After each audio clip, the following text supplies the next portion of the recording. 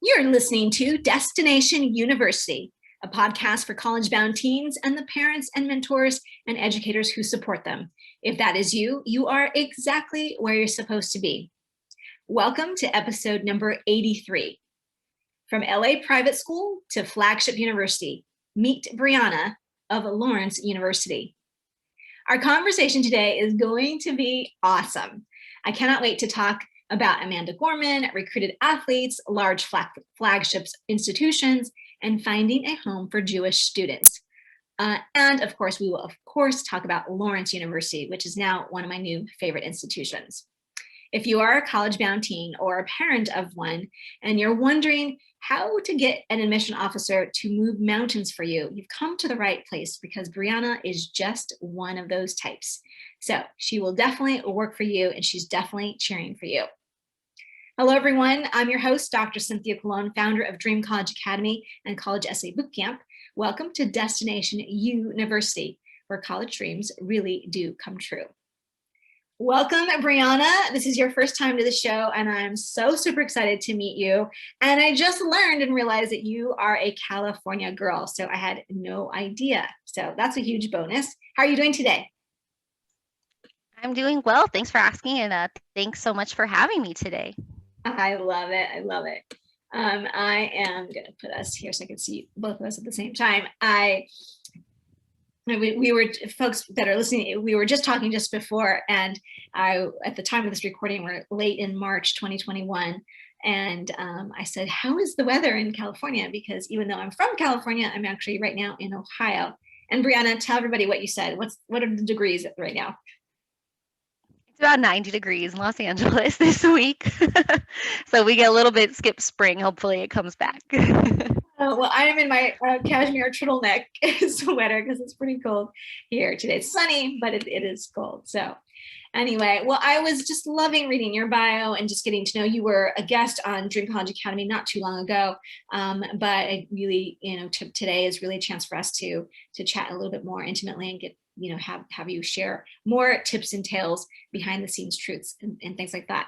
But it was great to see your background and what you sort of your journey. So I'm excited to talk for the listeners to hear about your own college journey. So let's go ahead and dive in. Let's first sort of just set the scene and sort of talk a little bit about Lawrence. And I know obviously you just said you live in California, but you work for Lawrence University. So explain to our listeners, what does it mean to be a regional officer, and share a little bit about Lawrence University.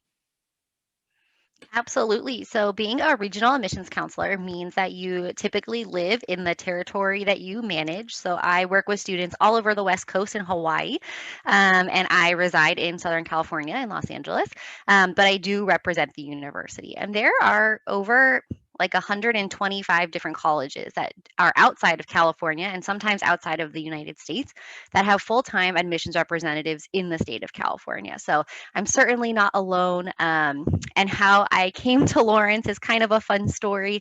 So I used to work as a college counselor at New Roads High School in Santa Monica, and I got invited on a counselor flyout program called COWS, which is Counselors Observing Wisconsin Schools.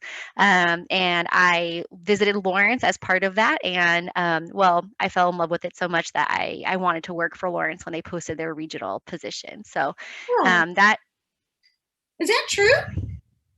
That's true. Oh my gosh.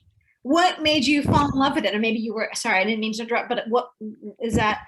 Share why you loved it so much. Absolutely. I fell in love with the campus. It is so beautiful. And I'm sharing my virtual background right now, and you can kind of see that behind me, Cynthia. And everyone on campus is very genuine and kind and passionate about something. I was drawn to the university because of a fundraising campaign that was going on at the time. And we actually just completed that fundraising campaign this past summer. We met our $85 million fundraising goal to become an institution that meets full demonstrated need. And so that was really exciting. I've learned a lot about money over the last few years. And so I know that account does need to grow before it can be implemented for all students students, but we are kind of starting that slowly and surely, and it's really, really exciting. That is so exciting. Congratulations. Woohoo. Meeting full financial need, I'm sure, does wonders for just the boost in terms of what you can do for students. And that's, at the end of the day, that's what it's all about. So I love that. Oh my goodness. So, so in your background, what is that building that we're looking at? Yeah, so you're looking, I believe, at the main administration building, and behind me or in front of me is the Conservatory of Music. It's Main Hall Green. It is covered in snow right now, but there is green grass underneath. My colleagues on campus are all so excited that spring is coming and the snow is melting, and students are lounging in hammocks and hanging out and playing their instruments all over campus again. So that's kind of what's going on in Appleton right now.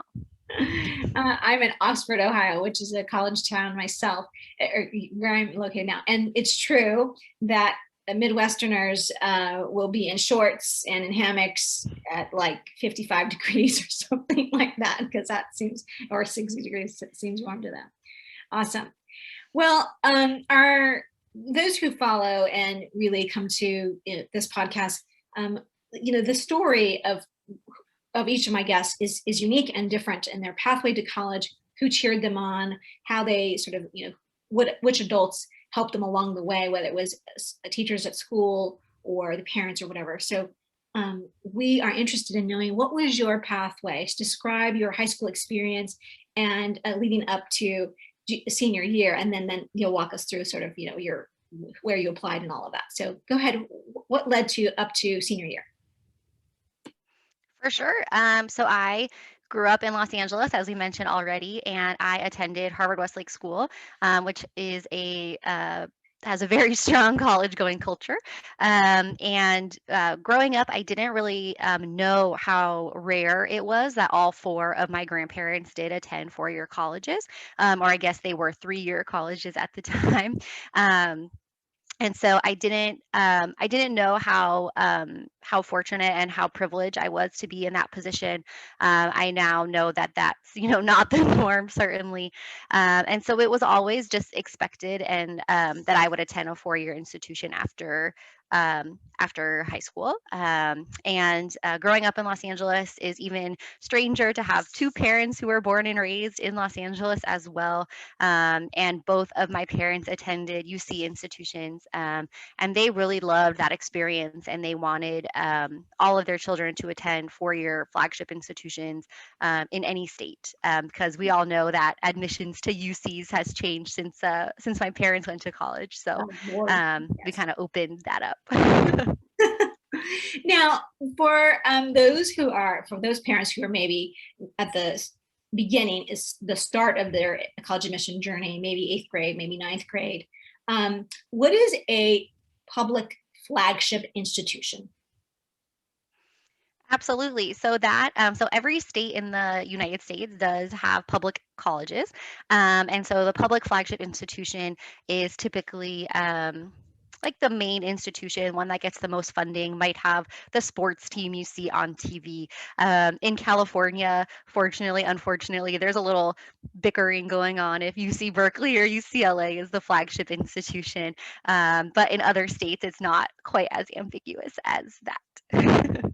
Yeah, right. So like I mentioned, I'm here in Ohio. So Ohio State is the flagship institution here. And right, so Berkeley was the first founded, and then UCLA. But yeah, there's definitely some rivalry there for sure.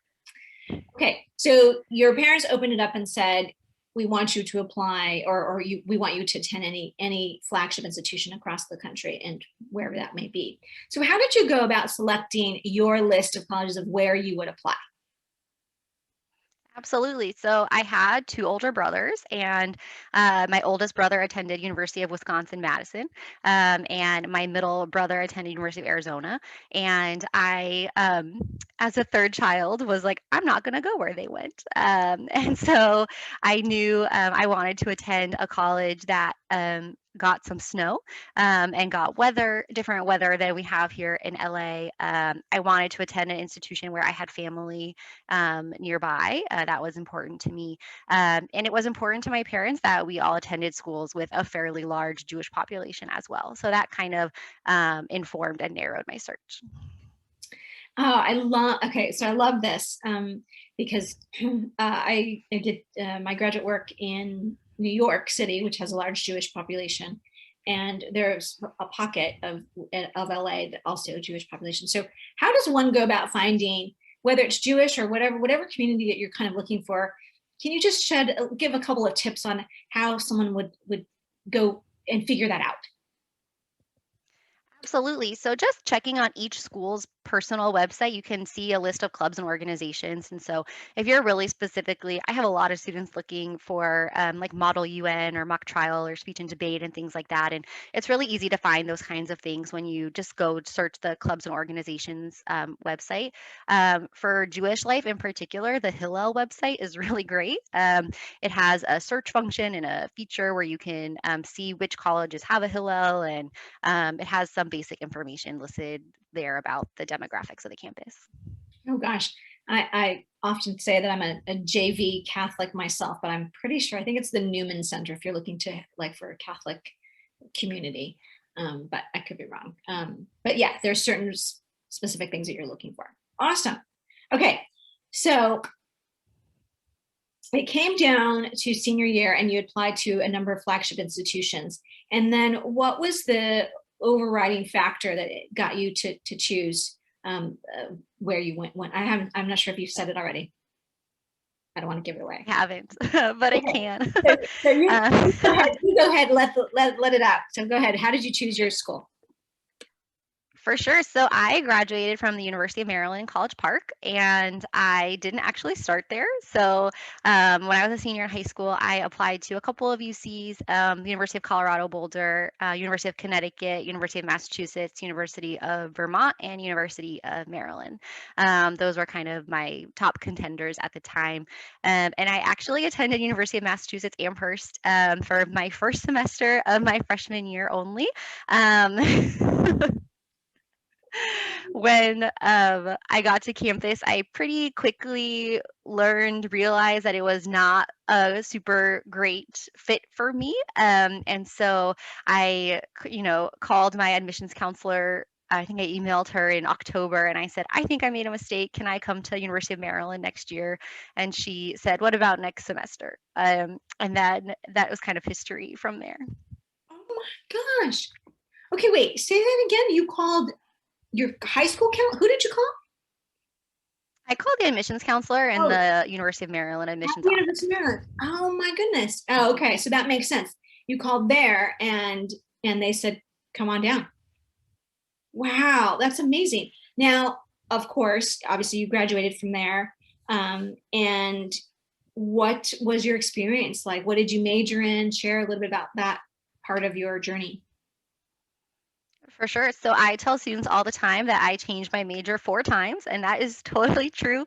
So I started as a psychology major, and that is so there's 2 majors at Maryland that are tied for most popular. And so there are about 4,000 psychology majors at University of Maryland. So the classes are very large, and I wasn't sure that was for me. So I transferred over to the tied for second most popular major, which is criminology and criminal justice. My dad is a lawyer, and I was his last hope to have a kid be a lawyer. So I was like, maybe I'll do that.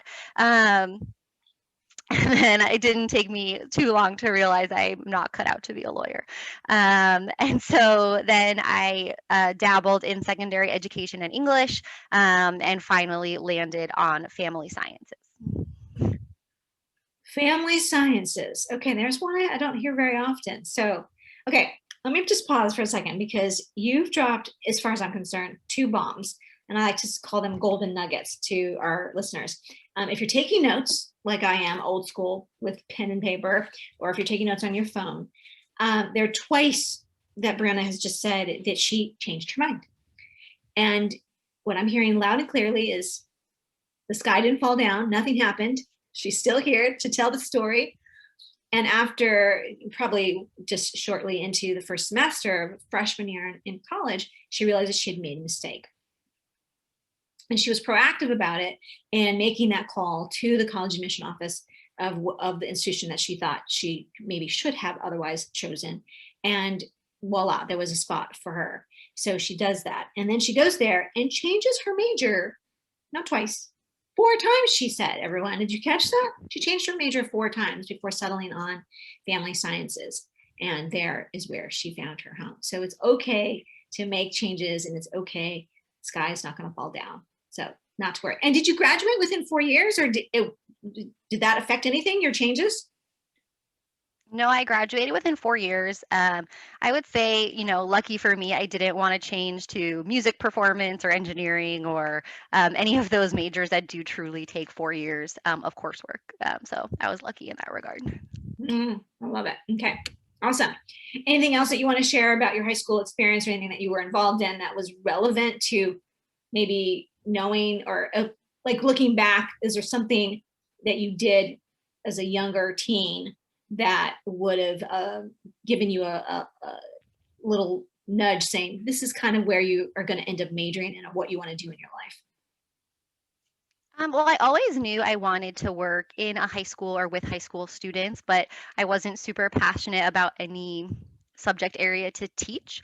And so I kind of always was a little bit interested in school counseling and college counseling and all of that. And just on my high school years, I think it's really important to do your own thing. My college search and experience is not typical for a Harvard Westlake student, certainly. And that's totally okay. And so I just think it's really important to, not always listen to peer pressure or what everyone else is doing, and that it is important to follow your own path in that way. Brianna, thank you so much for saying what you just said. And those of you who are listening and you're like, you don't know who Harvard Westlake is, and no worries, you're not alone. But Harvard Westlake, and much like, I don't know what other people would know, there's Sidwell Friends and Punahou, and I'm trying to think of some East Coast boarding schools. High pressure to, well, as you said, high college going culture. I mean, pretty much everybody goes to a 4-year institution.